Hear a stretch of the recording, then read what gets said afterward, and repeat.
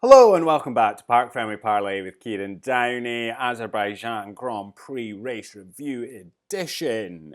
I thought, especially after yesterday's qualifying, that we were going to be in for a very chaotic race. Way more chaotic than we actually got. It was actually a little bit more subdued than I thought it would be.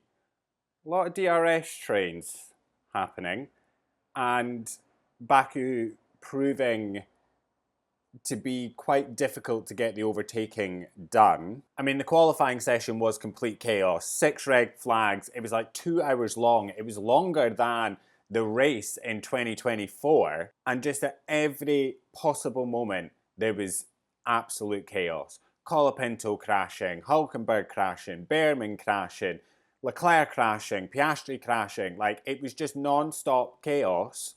Sainz getting P2. Lawson P3, like, it really was the definition of chaos in Formula One. It was hectic. Is this race a huge turning point in the championship? Definitely not as much of a turning point as it felt on lap 1 of the race, but we'll obviously come on and talk about that later. We've got so much to discuss from qualifying and the race, and we're going to kick things off with Sauber and Gabriel Bortoleto, who qualified 13th, finished 11th, and Nico Hulkenberg, who qualified 17th, finished 16th.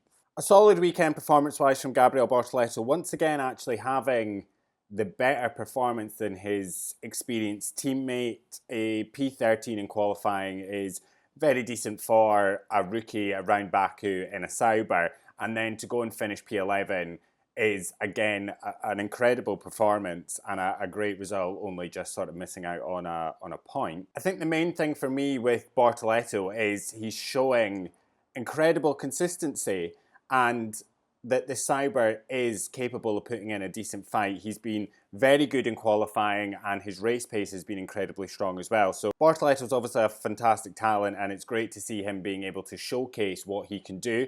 Obviously, it's unfortunate that he's just missed out on points, but it's not a doom and gloom weekend for Sauber just because they're outside the points. It is still a decent performance, and again, just a huge bit of consistency from Bortoleto. Bortoleto ran a fairly anonymous race, but he kept his nose clean, and as I said, he was consistent, so that fares well for the young Brazilian. His teammate, Nico Hulkenberg, a bit of a choppy or choppier weekend than we are used to with Hulkenberg. His qualifying wasn't the best. He had a bit of a lock-up going into turn 4 during Q1 and went straight into the barriers. We thought originally that it was maybe just a bit of an issue with the front wing in terms of a broken front wing and that he'd be able to get back out, but actually I think he had a little bit of floor damage that really hampered his running there.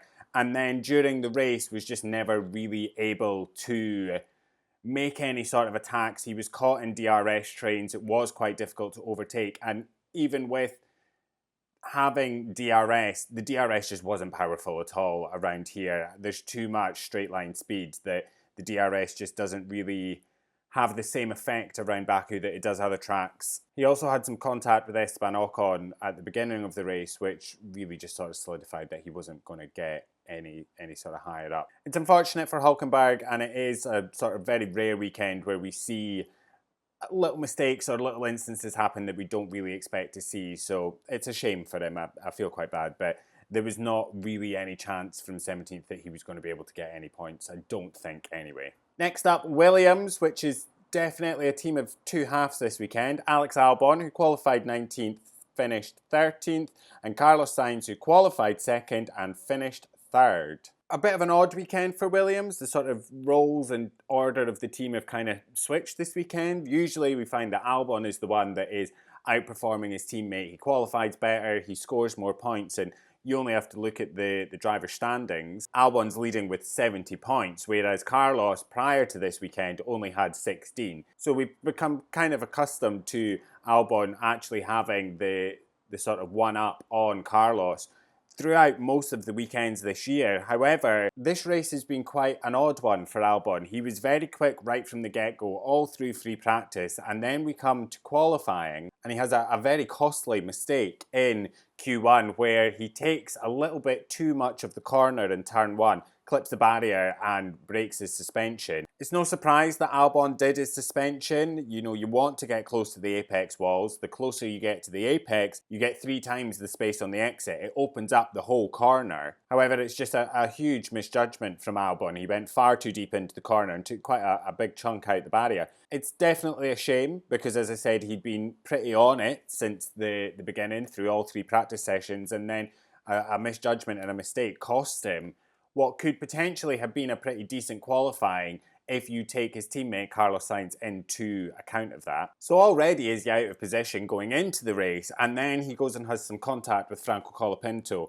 And I have to say, the 10-second time penalty that the stewards gave him is completely justified. He's trying to get the jump on Colapinto into turn 5, and he goes to the inside, trying to get through when there's really no space at all. There's obviously contact between the 2 drivers. He tags Colapinto, spins him off, but I don't know whether there was a slight bit of desperation coming from Albon at that point. Colapinto had really sort of been holding a lot of the drivers up, a good sort of back portion of the grid, but I don't know whether it was desperation. I don't know what it was, but it was definitely not the right place or time for a move. I can see why he maybe would have went for it. This is a track that was a little bit difficult to overtake on. As I said, the DRS was not powerful at all here because the cars are all at top speed anyway. He's been stuck in a DRS train. He maybe just thought can get the lunge done, but Colapinto had already closed the corner off. He shouldn't have gone for the move, and that 10-second time penalty really just took him out of contention. Not that he was in contention for anything anyway, but that 10-second time penalty really just sealed it for Albon. It was a very bold move from Albon, but it just didn't pay off at all. And actually, I'm just of the opinion that it was a move that shouldn't really have been tried. I think it was a bit reckless and a little bit desperate from Albon trying to do it. So a very poor weekend from Alex Albon. However, his teammate, as I said, very much a roles reversed, and the best weekend for Williams this year, managing to qualify on the front row and then bring home a podium. Who's seen that coming? Not me. There was a real moment during Q3 when Carlos had set the initial fastest time and was sitting on provisional pole. Leclerc had sent it into the wall. There was potentially rain on the way. I mean, I think the rain did hit, but it was very, very light. And even Carlos made a joke of it, being like, you know, start doing your rain dances if you believe in that kind of thing, because if it rains, there's a very big chance that the lap times won't get any better, and he could have been on pole. Strange, however, that a lot of the other drivers couldn't actually improve on Carlos's time. The only one that could was Max Verstappen. We obviously know that Lando had a bit of an incident. He actually just wasn't that quick anyway, but I was very surprised by the likes of George Russell, etc., who couldn't actually post a quicker time than Carlos Sainz. It's quite odd. It obviously wasn't pole position for Carlos, but I definitely celebrated it like it was, and I imagine Williams did too. And it's actually wild that Carlos Sainz got a front row start in a Williams before Lewis Hamilton did in a Ferrari. In fact, actually even more wild, Carlos Sainz managed to get a podium in a Williams before Lewis Hamilton managed to in a Ferrari. And that just says everything you need to know about this season and Ferrari. I think Carlos had an absolutely incredible performance, not only managing to get that podium, but just his race was incredibly smart. I think he did an absolute stellar job out there. He obviously got a little bit of a helping hand through the likes of Isaac Hadjar, who was keeping Antonelli at bay for quite a while, from Liam Lawson, who was creating a sort of mini DRS train towards the end of the race, and actually a few moments through the race as well, just sort of keeping these faster cars behind him so that Carlos could get a little bit of breathing room. Carlos was doing an absolutely mighty job for quite a bit of the race, keeping George Russell at bay, who was in a faster car, but just not able to get past him. It was a brilliant defensive drive for him. And even though the strategy called to bring Sainz in when they did to try and cover off the undercut from Russell, who ended up extending his stint way beyond what any of us thought he would, and being able to pit and come out ahead of Carlos. Carlos played it very wise. He knew that there was no point really going to try and attack George Russell and cost himself a very good finish, a P3, a fantastic finish for Williams and himself, and refocus his efforts into defending his position against Kimi Antonelli, who was coming up behind him in P4. A fantastic race from Carlos Sainz. It's obviously not his first time on the podium, but he himself came over the radio and said that it was the best podium of his career, and you truly felt that when he leapt out of the car and ran into the arms of the Williams team, who were just so happy and ecstatic. And everyone, even though Albon had a terrible race, he was right there to cheer on Carlos on the podium. All of the mechanics, the crew, everyone from Williams was there. It was definitely the loudest roars, even compared to Max. I think everyone in the paddock, every team, every driver, all of the fans loved seeing Carlos Sainz getting that podium. You even had Charles coming over the radio asking if Carlos had managed to get a podium, and he was so delighted for him. All of these things really just solidify for me that Formula One is the greatest sport in the world.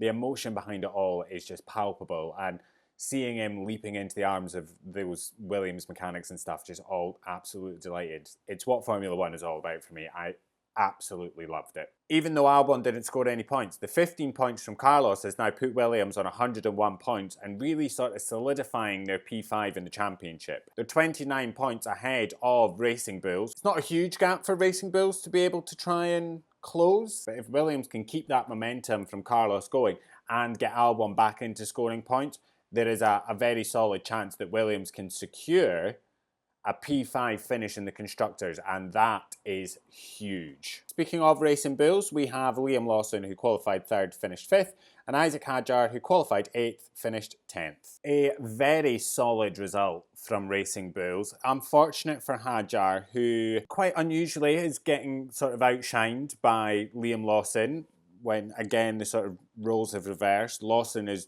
usually sort of found himself to be overshadowed by his teammate Isaac Hadjar, but he's really sort of coming into his own now and has really sort of had the one-up on Hadjar across the whole weekend. It's a decent qualifying performance from Isaac Hadjar. I do kind of expect him to be a little bit higher up the grid. However, Baku does actually fight back.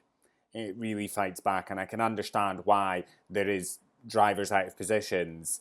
So as much as I did expect Hadjar to be a little bit higher up the grid, I can see why he's not. It was a solid performance from Hadjar. He did a great opening stint on those original mediums. He was battling Antonelli and really managing to hold Antonelli off when Antonelli was in a faster car. Even with the DRS, even with everything Antonelli threw at him, Hadjar really held his own, and I think it was a very promising and pretty solid race from Isaac Hadjar. Liam Lawson, on the other hand, a bloody brilliant result from Lawson. Yes, it wasn't quite the podium we all expected, but still a superb result from Lawson. As I said, Lawson has had a very difficult year. He's found himself to be sort of overshadowed by both of his teammates. He's obviously been dropped at the very beginning of the season from Red Bull. We've spoke about the hardships of Lawson's year at length. To come to a track like Baku and stick your car on the second row is incredible. I did not see that coming. He absolutely nailed it, and similar to Carlos, I was very surprised that other drivers who are in quicker cars couldn't actually get ahead of Lawson in the timing sheets during qualifying. I was quite surprised by that. During the race, I think it was an absolute masterclass in defensive driving from Liam Lawson, holding himself in P3 for so long on the original stint, losing a couple of positions through pit stops and everything like that, but then holding off and really sort of planting himself in P5, holding off a very high-powered DRS train without DRS himself. Mighty job, absolutely mighty job. I will say that the V-Carb and the Red Bull and everything had incredible straight line speed, and when all of the drivers got really sort of up behind Liam Lawson, one, he didn't let the pressure get to him at the fact he had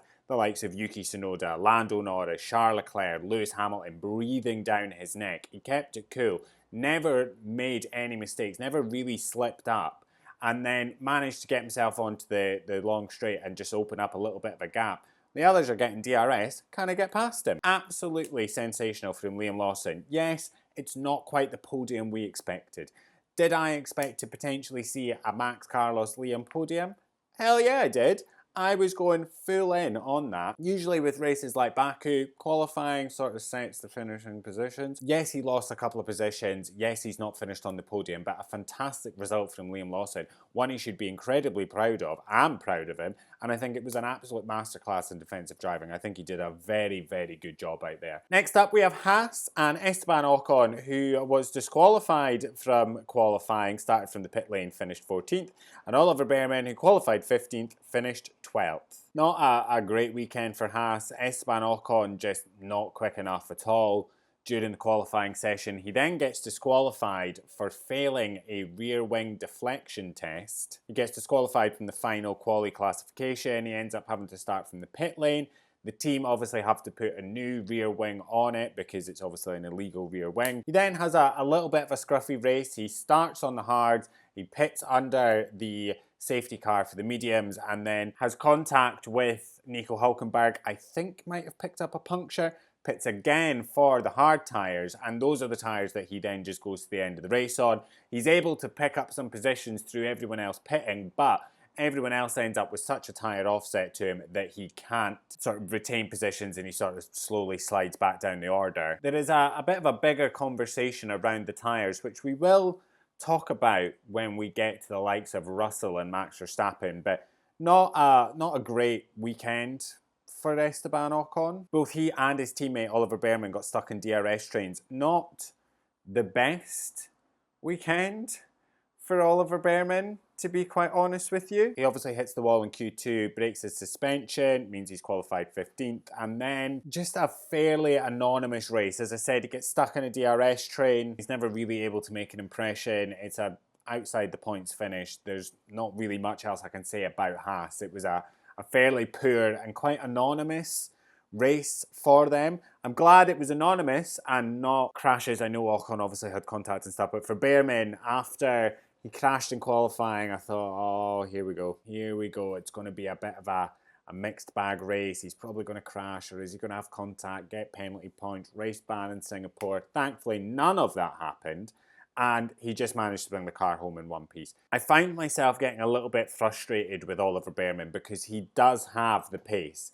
He's fast. He's very talented. We know that about him. However, he does just have a few silly mistakes. And he is incredibly close to picking up a race ban. He still has to be chill until I think it's Brazil this year before he gets 2 points wiped off. It was Brazil in 2024 that he got his original penalty points, and then he's just slowly been picking them up all this year. There is a few instances where I think, you shouldn't have gotten the penalty points for that. I think back to Monza, his incident with Carlos Sainz. I don't think he should have been penalised for it. I think that was Carlos's fault.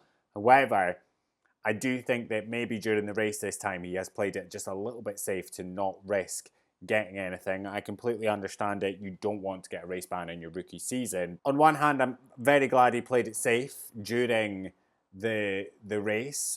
On the other hand, I am just a bit frustrated with him when it comes to the likes of him qualifying out of position because he's crashed his car. That being said, there was many people that crashed, a lot more experienced than Oliver Bearman, so you've got to cut him a bit of slack there. Next up is Alpine, who had a truly terrible weekend. Pierre Gasly, who qualified 18th, finished 18th, and Franco Colapinto, who qualified 16th, finished 19th. Alpine really are a victim of their own making. They send both the drivers out quite late in Q1, leaves them only really with one flying run, one chance at getting through.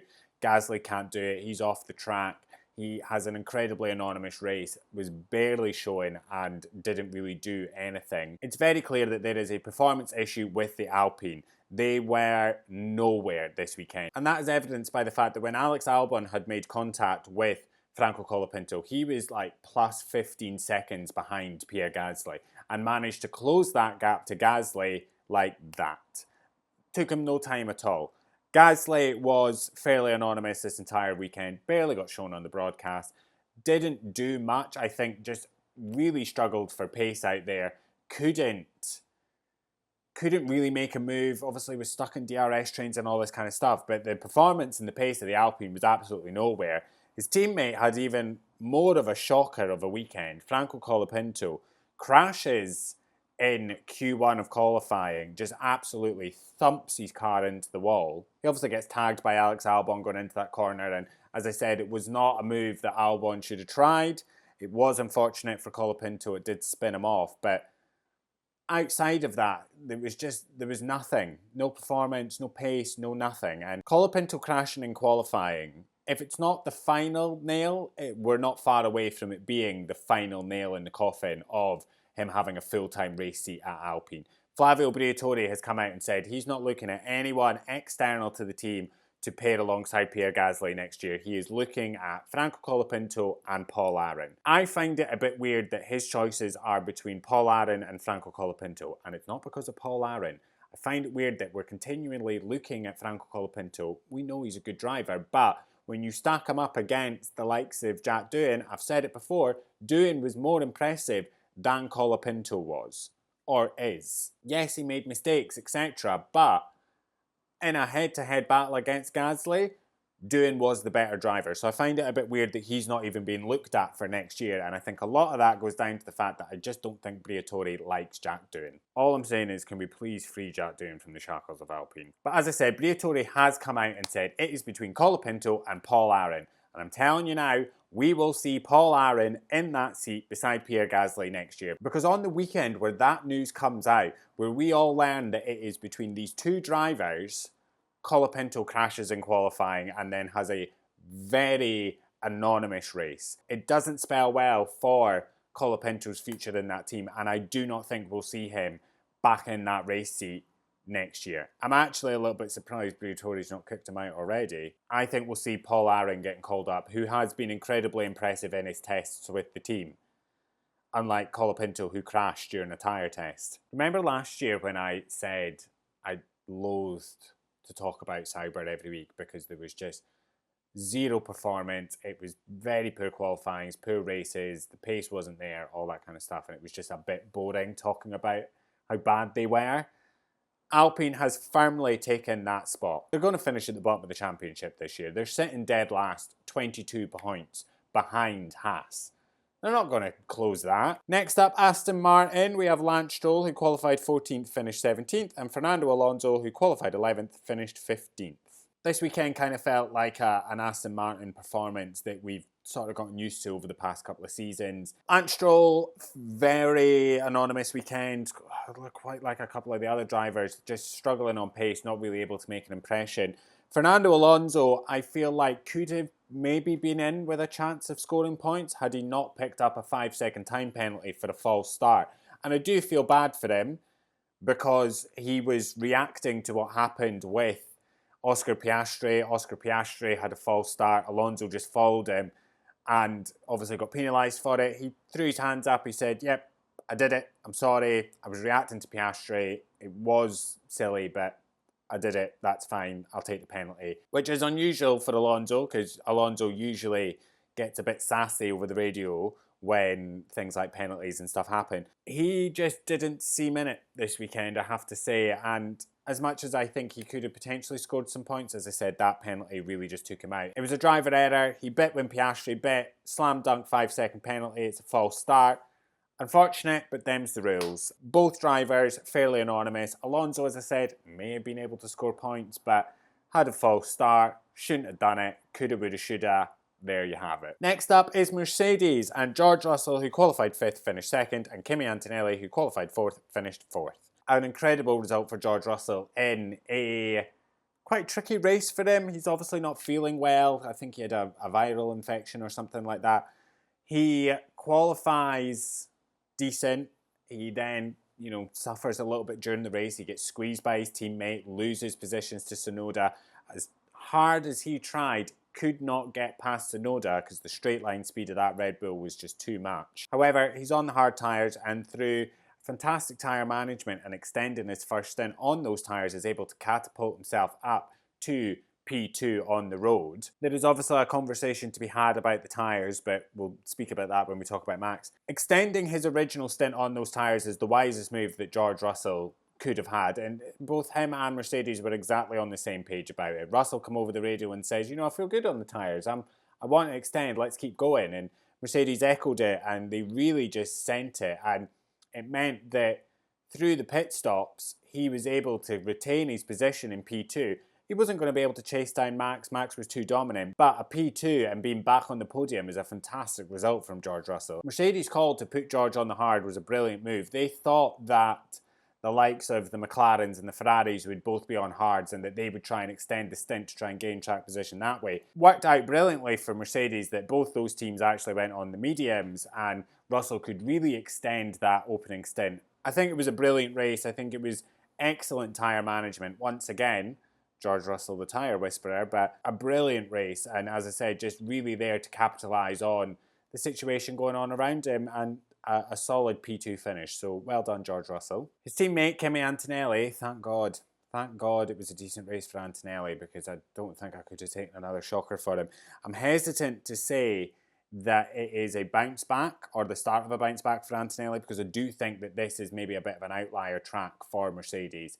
The cooler conditions and everything really helped them and the other teams sort of struggled with it. It wasn't so much about keeping everything cool, more about keeping the tyres warm. So that's where you sort of see things begin to get muddled up in terms of the pecking order. As I said, it is a bit of an outlier track on the calendar and the cooler conditions and everything we know always really benefit the Mercedes. It was a good qualifying for him, a qualifying we expect, and it was also a decent race for him. It was some good battles out on track and he really held his own. I think perhaps the comments from last race weekend where Toto Wolff said that Kimi Antonelli was fairly underwhelming might have sort of lit a bit of a spark in Antonelli again, and I'm happy to see it. I'm here for it. This was Kimi's best race since Canada. We basically had the entire European leg of the season where he's not performed, and I'm just glad he had a decent performance. I'm hesitant, as I said, to call it a bounce back because I just don't know how he's going to fare when we go to the likes of Singapore, where it's incredibly hot and that's not really conditions that suit that Mercedes. I think this race weekend is positive for Kimi and George and the whole team.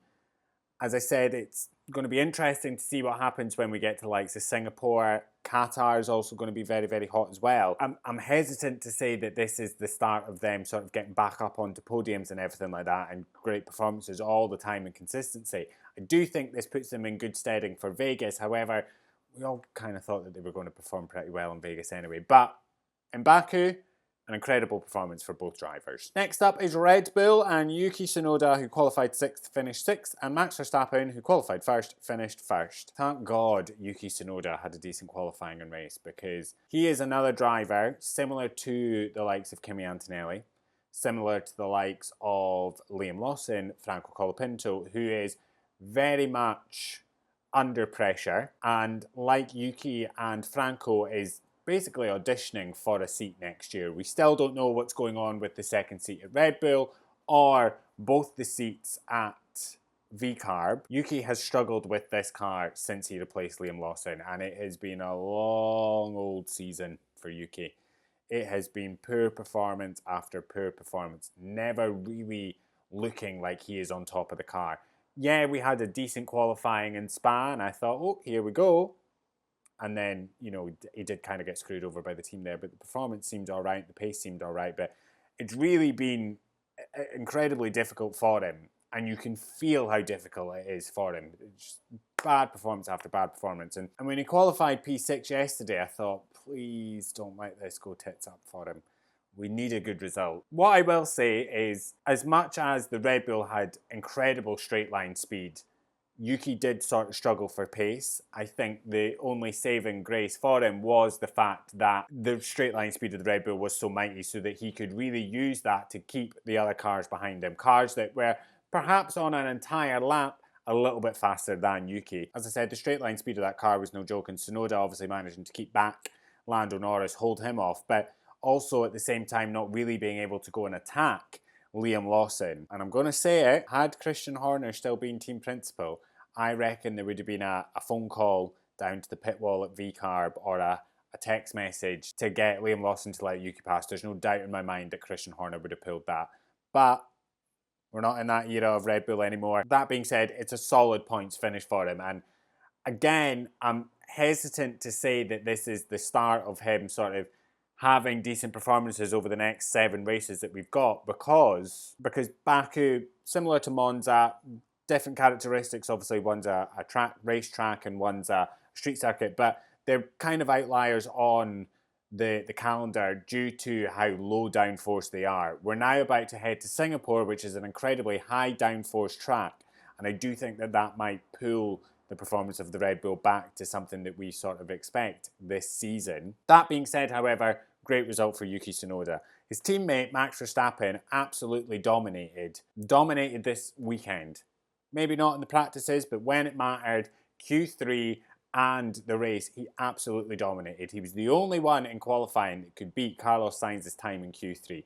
Everyone else fell below Carlos. He was the only driver that could do it. And then he absolutely dominated the race. He dominated that race from start to finish, from the race start, the safety car restart, right the way through, extending his first stint to 41 laps. 41 laps on his original hard tyres. He'd opened up such a gap to Russell that he could come out of the pits P1 and still have a sizable gap to George Russell. It was absolutely incredible. It's actually a little bit of a compliment that we barely seen Max. Barely seen him. He was in a league of his own today. It was very 2023.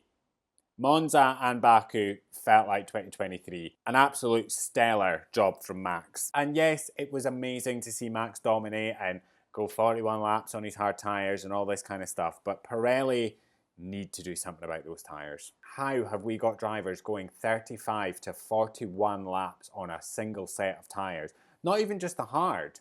There's drivers doing incredibly long stints on mediums. There was zero difference actually in the deltas between the tyre compounds. And listen, I understand that Pirelli don't want to be associated with shoddy tyres. We don't want them blowing up. We don't want to go back to that era. And Pirelli have obviously done a lot of work to make sure that the tyres are as reliable as they can possibly be. This is a tyre manufacturer. I get they don't want to be having their tyres blowing up and failing every race. That being said, surely there is something we can be doing that means that we don't have drivers going 41 laps on one set of tyres. Yes, it's amazing to see these drivers have such skill that they can eke every single bit of performance out of them and go incredible distances, but it makes for quite boring racing because everyone's in a tyre management phase going for a one-stop. And I don't think the answer is having mandatory two-stop races. I just think Pirelli need to do something with their tyres. How are we bringing the softest of the 3 compounds to Baku and we still have drivers going 40 odd laps on a set of tyres? It's absolutely wild to me, and I get Pirelli going really hard on the reliability and making sure the tyres don't blow up and fail all the time, but I just would like to see drivers not being able to do 40 plus laps on a set of hard tyres. Max finishing P1 in Baku, winning the Azerbaijan Grand Prix, means that he's only 69 points behind Piastri in the championship. Before Monza, there was a 109 point gap between Max and Piastri in the championship. That's now 69, and it's been 2 races. Championship back on? It's highly improbable that Max will be able to turn it around in the next 7 races. And yet, there is a chance. The past 3 races have proved anything. It is that anything can happen. And what I will say is Max Verstappen's not out of this title fight yet. It's slim, but there is still a chance. As I said, I don't know what lies ahead for Red Bull in the next 7 races. We have a very high downforce track coming up next in Singapore, which has always been a bit of a bogey track for Red Bull. It's a track that McLaren will most likely perform very well at. We then go into a string of sort of medium downforce, again, tracks that should really favour the McLaren. Vegas could be a very good track for Red Bull. I don't know what the next 7 races hold. There is clear improvements happening on both sides of the garages. Whether or not that translates into the other races coming, I don't know. As I said, Baku and Monza, they are outliers. They're very different to a lot of the other tracks on the calendar. We shall have to wait and see, but I do think they might experience a little bit of a harder time in 2 weeks at Singapore, especially because it's such a high downforce track. Next up, Ferrari and Lewis Hamilton that qualified 12th, finished 7th, and Charles Leclerc that qualified 10th, finished 9th. It was such a promising weekend for Ferrari. They seemed to be on it during the practice sessions. We then come to one of the most chaotic qualifyings I've ever watched. Hamilton out in Q2. He loses a lap time. It was deleted because there was yellow flags.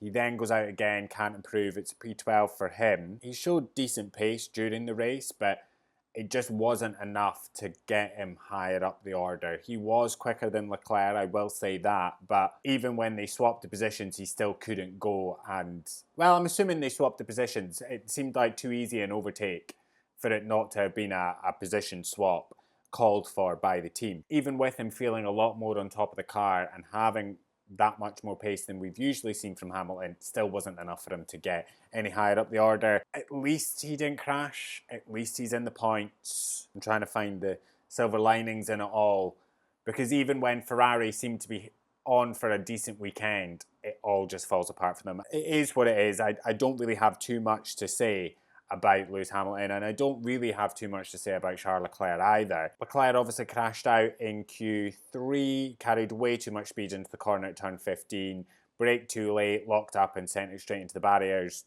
Probably the reason why I drank a bottle of wine last night. We come to the race, it's a decent jump off the line. We come to the restart. What I will say is he did catch Lando Norris napping a little bit on the restart, managed to get a jump on him, but just could not get a lot of moves done. As I said, the DRS wasn't powerful enough. The straight line speed of the Red Bull and the Racing Bulls was too much. He just couldn't get a move done and spent a lot of the time looking at the rear wings of Liam Lawson, Yuki Tsunoda, Lando Norris. Just could not get it done.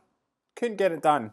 Not the worst weekend for Ferrari. I think the race, it was positive because they did have pace, they were quick.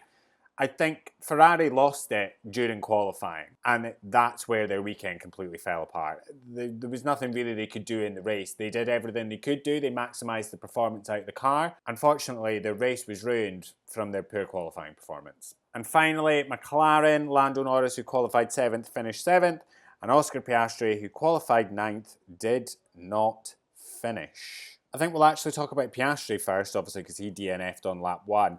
A bit of an odd weekend for Piastri, and one that we're not really used to, where he's really been off his game for the whole weekend. Obviously, he had a PU issue in FP1, which I don't think has been the cause of any of his bugs throughout the weekend. He just really doesn't seem to have been on it at all. He obviously crashed in FP3 after Charles Leclerc's crash, which meant that he qualified 9th.